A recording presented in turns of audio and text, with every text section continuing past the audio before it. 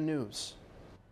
All right, thank you, Keith. Well, you know, the question so many of us want to know is how is the U.S. going to react? So we brought in a military expert to help us decipher everything going on the ground in Iraq and in Washington at the White House and Pentagon. Colonel Rick Kiernan spent 26 years in the United States Army. He served in Germany, Vietnam, and Saudi Arabia, just to name a few, and his commendations include 2 Bronze Stars. He also served as the Pentagon spokesman for the Army during the first Gulf War.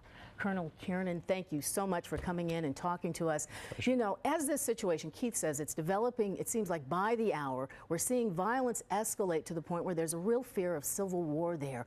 What is the threat and what's being done to protect our U.S. citizens in Baghdad and at the embassy there? Well, I know to date we've gone and we've bolstered up the embassy support. Normally we have security there provided by the United States Marines, so I know we've nailed at least another 100 right there.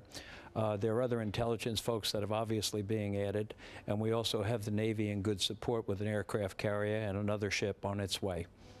Now, the White House says it's not contemplating putting troops on the ground in Iraq. So what are the other options out there? Well, I think normally they try and go through diplomatic channels, of course. Military, you know, being something you keep in your reserve. A lot of consultation, you know, when President Obama gets back and he speaks with Susan Rice, he's been in constant contact with her over the weekend during his travels. I know they'll get together tonight. So the NSC with Susan will be there, as well as the chairman of the Joint Chiefs. All of those will be consulted. So a lot of courses of action will be considered, but normally the diplomatic considerations are first, because you look at the geopolitical situation and you don't want to have anything foment into anything bigger than it is right now.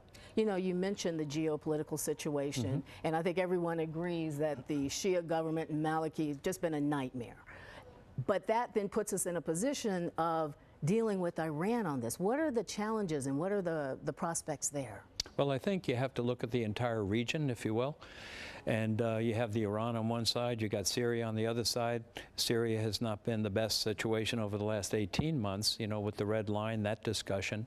So I think we have to be very careful which allies we choose, and whether you put boots on the ground, which I know is, you know, something we're not considering right now.